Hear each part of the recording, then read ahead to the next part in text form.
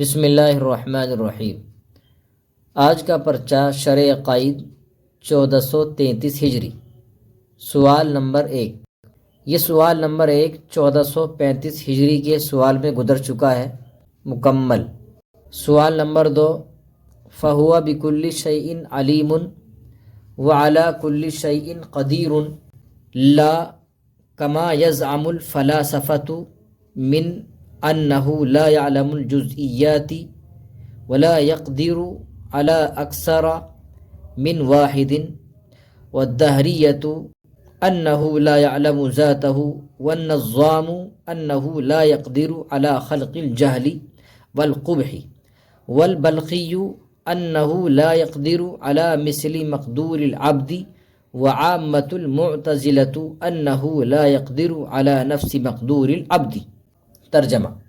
پس وہ ہر چیز کا جاننے والا اور ہر چیز پر قدرت والا ہے، لا ایسا نہیں ہے جیسا کہ فلاسفہ گمان کرتے ہیں، من یعنی انہ لا یعلم الجزئیات کہ وہ جزئیات کو نہیں جانتا ہے، ولا یقدر علی اکثر من واحد اور ایک سے زائد پر قدرت نہیں رکھتا، والدہریۃ اور جیسا کہ دہریہ گمان کرتے ہیں، انہو کہ وہ اپنی ذات کو نہیں جانتا، اور جیسا کہ نظام معتزلی گمان کرتے ہیں کہ وہ جہل اور قبح کے پیدا کرنے پر قدرت نہیں رکھتا، اور جیسا کہ بلخی گمان کرتے ہیں کہ وہ بندے کے مقدور کی طرح مقدور کے مثل پر قادر نہیں ہے، یعنی بندوں کی طرح کام کرنے پر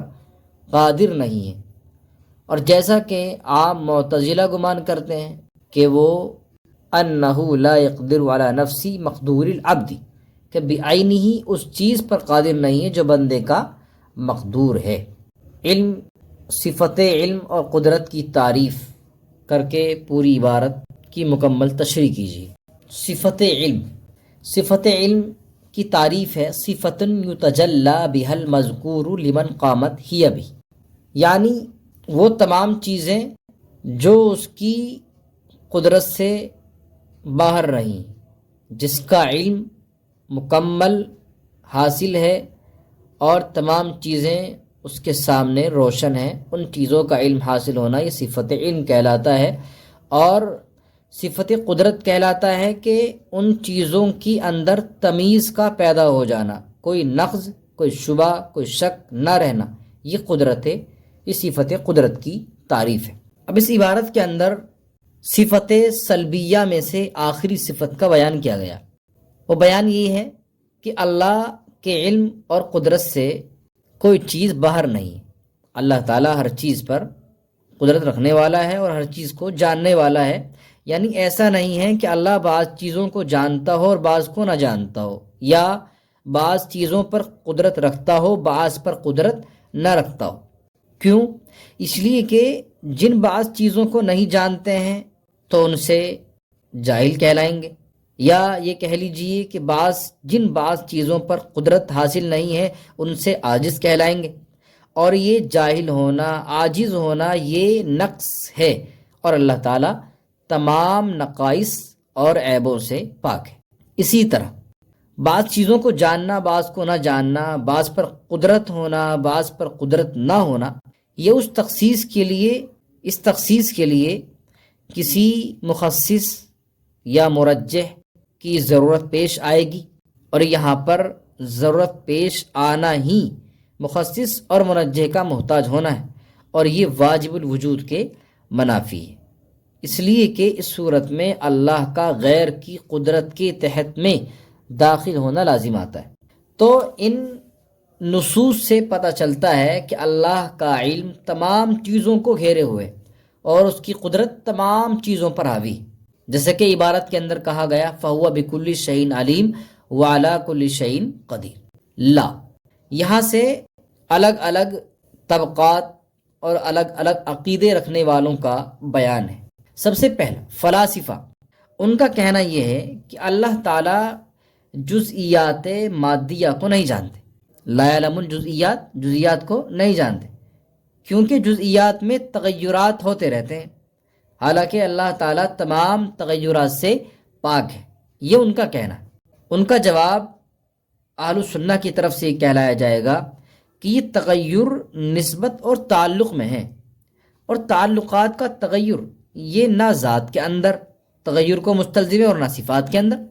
اسی طرح ان کا یہ کہنا کہ اللہ تعالیٰ کو ایک سے زیادہ چیز پر قدرت حاصل نہیں ہے، کیونکہ ان کے یہاں قاعدہ ہے کہ ایک چیز سے ایک ہی چیز صادر ہو سکتی ہے، تو اس کا بھی جواب یہ دیا جائے گا کہ یہ قاعدہ تسلیم نہیں ہے، کیونکہ عقل اول سے فلاسفہ مختلف جہتوں سے مختلف چیزوں کو صادر مانتے ہیں۔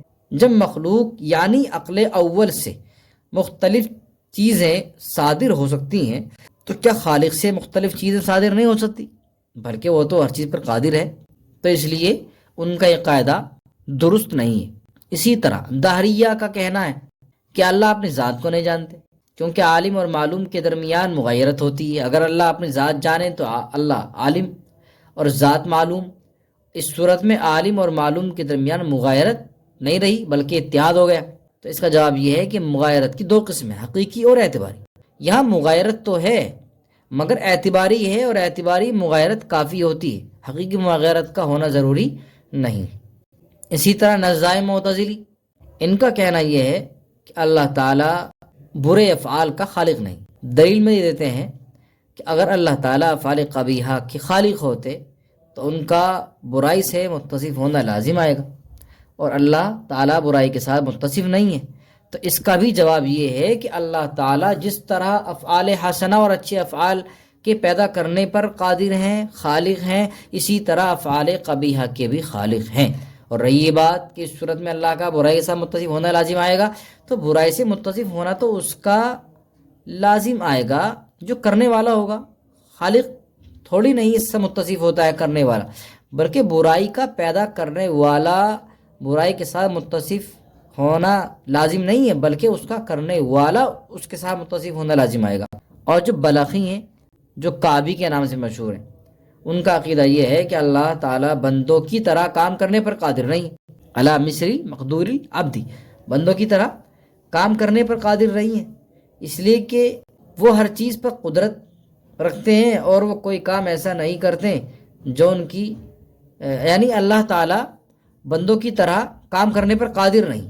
تو اس کا جواب یہ دیا جائے گا کہ دیکھیے اللہ تعالیٰ قادر ہیں کیونکہ وہ ہر ایک چیز پر قدرت رکھتے ہیں، اور وہ کوئی کام ایسا نہیں کرتے ہیں جو ان کی شایان شان نہیں ہے، یعنی اب بندوں کی شایان شان نہیں ہوتا ہے، بلکہ وہ جو بھی کرتے ہیں تو اپنی شایان شان ضرور ہوتا ہے، اللہ کی شایان شان ہوتا ہے، بندوں کی شایان شان نہیں ہوتا ہے۔ اسی طرح عام معتزلہ کا جو عقیدہ ہے وہ یہ ہے کہ اللہ تعالیٰ بندوں کے افعال اختیاریہ کے خالق نہیں ہے، جو بندے کے خود افعال اختیاریہ بلکہ ان کے خالق تو خود بندے ہیں، کیونکہ یہ افعال بندے خود کرتے ہیں۔ تو ان کی دلیل یہ ہے کہ اگر بندوں کے افعال اختیاریہ کا خالق اللہ تعالیٰ کو مانے تو ان افعال کے دو خالق ہو جائیں گے، ایک اللہ تعالیٰ، دوسرے خود بندے، اور ایک مخلوق کے دو خالق نہیں ہو سکتے۔ تو ان کی اس عقیدے کا جواب یہ ہے کہ اللہ تعالیٰ بندوں کے تمام افعال، یعنی چاہے وہ اختیاریہ ہوں یا غیر اختیاریہ ہوں، ان کے خالق ہیں، اور راؤن کا یہ کہنا کہ بندے اپنے افعال اختیاریہ کے خود خالق ہیں، تو اس لیے کہ وہ خود بندے اپنے افعال خود کرتے ہیں، تو اس کا جواب یہ ہے کہ بندے اپنے افعال اختیاریہ خود نہیں کرتے ہیں بلکہ اللہ تعالیٰ کی مشیت اور ارادے کے تحت کرتے ہیں، بس وہ اپنے افعال کے خود خالق نہیں ہے بلکہ اللہ رب العزت ان کا خالق ہے۔ واللہ اعلم۔ سوال نمبر 3، فَإِنْ قِيلَ لِمَ لَا يَجُوزُ الْاكْتِفَاءُ بِذِي شَوْكَةٍ فِي كُلِّ نَاحِيَةٍ وَمِنْ أَيْنَ يَجِبُ نَصْبُ مَنْ لَهُ الرِّيَاسَةُ الْعَامَّةُ قُلْنَا لِأَنَّهُ يُؤَدِّي إِلَى مُنَازَعَاتٍ وَمُخَاصَمَاتٍ مُفْضِيَّةٍ إِلَى اخْتِلَالِ أَمْرِ الدِّينِ وَالدُّنْيَا كَمَا نُشَاهِدُ فِي زَمَانِنَا هَذَا۔ ترجمہ: پس اگر کہا جائے کہ ہر علاقے میں بذی شوکتن فی کل ناحیتن، ہر علاقے میں بذی شوکتن کسی شوکت اور طاقت والے شخص کو کافی سمجھ لینا کیوں جائز نہیں ہے؟ لما لا یجوز الاکتفاء، کافی سمجھ لینا شان و شوکت والے کو ہر علاقے میں کیوں جائز نہیں ہے؟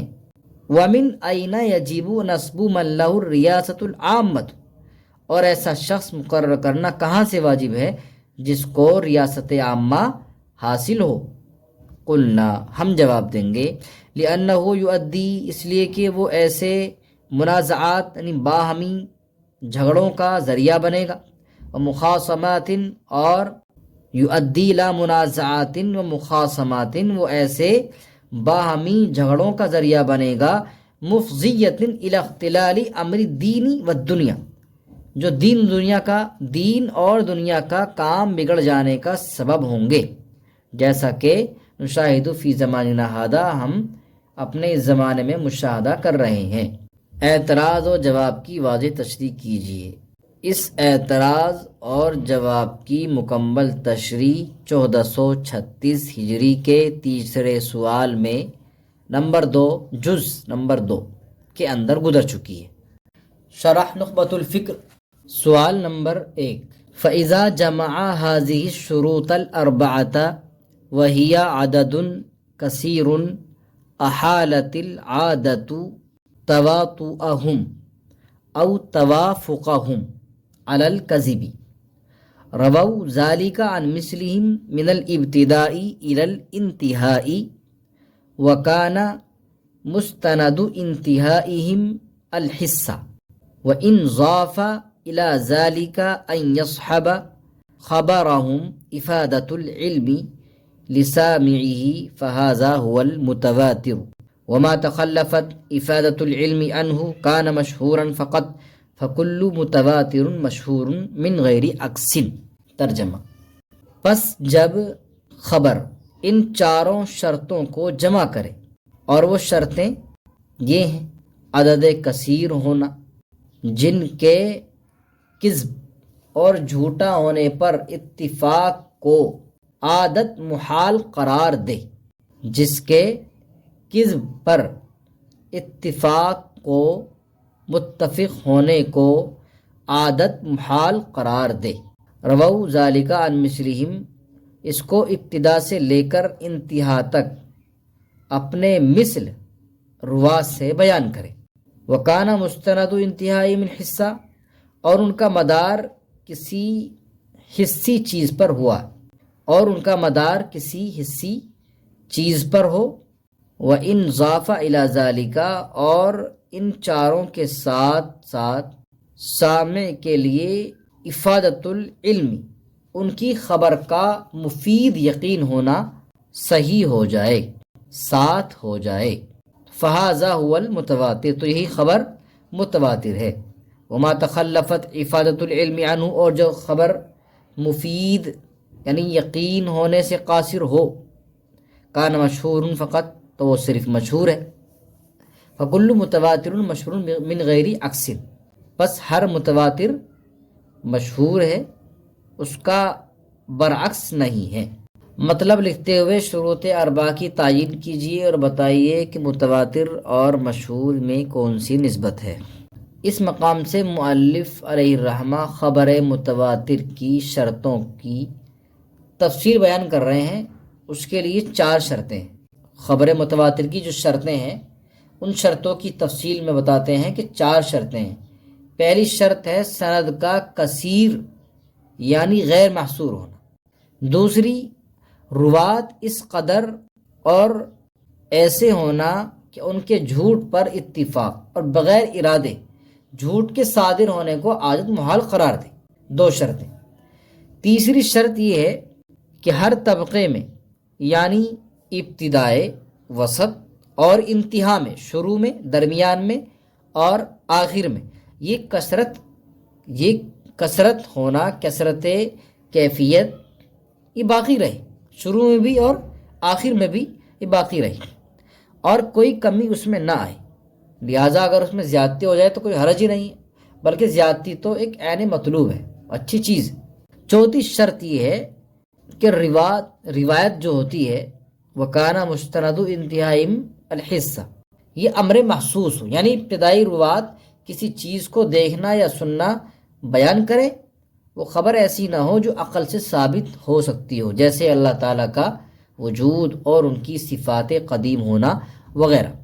پس جب کسی خبر میں یہ 4 شرطیں جمع ہو جائیں اور ساتھ ساتھ اس خبر سے سامع کے لیے علم یقین حاصل ہو جائے تو ایسی خبر کو متواتر کہا جائے گا، اور جو خبر یقین ہونے سے اور مفید ہونے سے قاصر رہے، نہ پیدا کرے، اس سے یقین حاصل نہ ہو، تو وہ صرف مشہور ہوگی۔ تو گویا مصنف کے نزدیک متواتر کے لیے 5 شرطیں ہیں۔ متواتر اور مشہور کے درمیان نسبت۔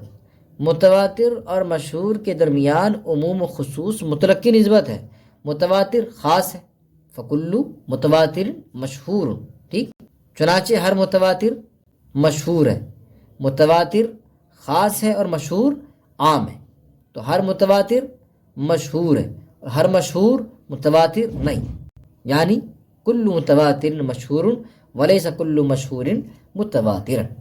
سوال نمبر 2، وتتفاوت رتبه أي الصحيح بسبب تفاوت هذه الأوصاف المقتضية للتصحيح في القوة، فإنها لما كانت مفيدة لغلبة الظن الذي عليه مدار الصحة اقتضت أن يكون لها درجات بعضها فوق بعض بحسب الأمور المقوية۔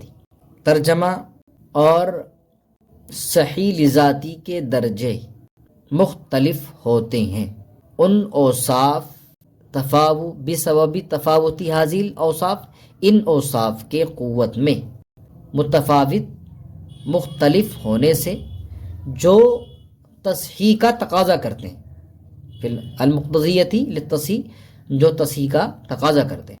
فإنہ، کیونکہ لما، جب وہ اوصاف اس غلبہ ظن کا فائدہ دیتے ہیں جن پر علیہ مدار الصحت، جن پر صحت کا مدار ہے، اقتضت ان یکون لها درجات، تو وہ اوصاف اس بات کا بھی تقاضا کرتے ہیں کہ صحت کے مختلف درجات ہیں، امور مقویہ کے اعتبار سے بعض سے اوپر ہوں۔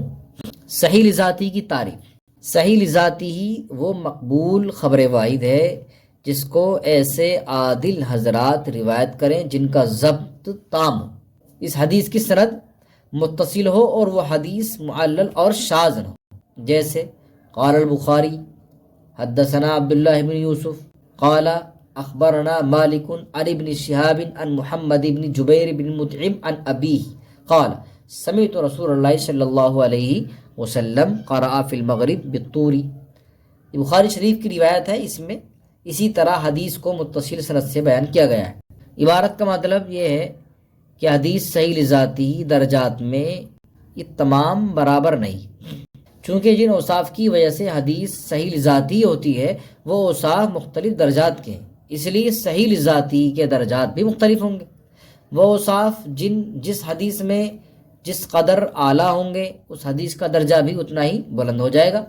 مصنف علیہ رحمہ کے الفاظ میں اس کو یوں سمجھیے کہ حدیث کی صحت کا مدار اس پر ہے کہ جن اوصاف کی وجہ سے حدیث کی تصحیح کی جاتی ان کے متعلق ظن غالب ہو جائے کہ وہ فلاں حدیث میں پائے جا رہے ہیں اور وہ اوصاف تمام برابر درجے کے نہیں ہیں، لہٰذا اس کا تقاضا یہ ہے کہ تمام حدیث صحیح بھی برابر درجے کی نہ ہو، بلکہ جس حدیث میں جس قدر مضبوط اوصاف ہوں گے اس حدیث کا مقام بھی اسی قدر زیادہ بلند ہوگا۔ تبھی تو کہا کہ اقتضت ان یکون لها درجات بعضها فوق بعض بحسب الامور المقویۃ، یعنی امور مقویہ کے حساب سے۔ حاصل اوصاف کی تعین، حاصل اوصاف سے مراد عدالت اور تمامیت، یعنی عدالت کا ہونا اور ضبط کا مکمل ہونا، اور وہ تمام صفات جو صحیح ذاتی میں معتبر ہیں۔ سوال نمبر 3، ومتى توبع السيء الحفظ بمعتبر كأن يكون فوقه أو مثله لا دونه، وكذا المختلط الذي لا يتميز، والمستور والإسناد المرسل، وكذا المدلس إذا لم يعرف المحذوف منه صار حديثهم حسنا لذاته، حسنا لا لذاته، بل وصفه بذلك باعتبار المجموع من المتابع والمتابع۔ ترجمہ، اور جب موافقت کی جائے صحیح الحفظ خراب یادداشت اور جب موافقت کی جائے خراب یادداشت اور راوی کی کسی معتبر راوی کے ذریعے، مثلا یوں کہا جائے کہ کأن یکون فوقہ او مثلہ، کہ اس کے اوپر کے درجے کا ہو یا برابر کا ہو، فوقہ ہو، اور اسی خراب یادداشت کی طرح وَكَذَا الْمُخْتَلِطُ الَّذِي، اسی طرح یعنی خراب یادداشت کی طرح وہ مختلط بھی ہے جس کی اختلاط سے پہلے اور بعد کی حدیثیں ممتاز نہ ہو، اور اسی طرح مستور الحال اور وہ سند جس میں ارسال ہو، اور اسی طرح حدیث مدلس اذا لم یعرف، جبکہ اس کے محذوف کا علم نہ ہو۔ ان حضرات کی حدیث حسن ہو جاتی ہیں، حسن لذاتی نہیں ہوتی ہیں، بلکہ اس کو حسن کے ساتھ متصف کرنا یہ متابع اور متابع کے مجموعے کے اعتبار سے ہے۔ عبارت کی ایسی تشریح کیجیے کہ حسن لغیرہ کی تعریف اور اس کی مذکورہ قسمیں الگ الگ ہو جائیں۔ یہاں سے مؤلف علیہ الرحمہ سوء حفظ، اسی طرح مختلف، مستور، مرسل وغیرہ کے معتبر متابع مل جانے کا حکم بیان کر رہے ہیں۔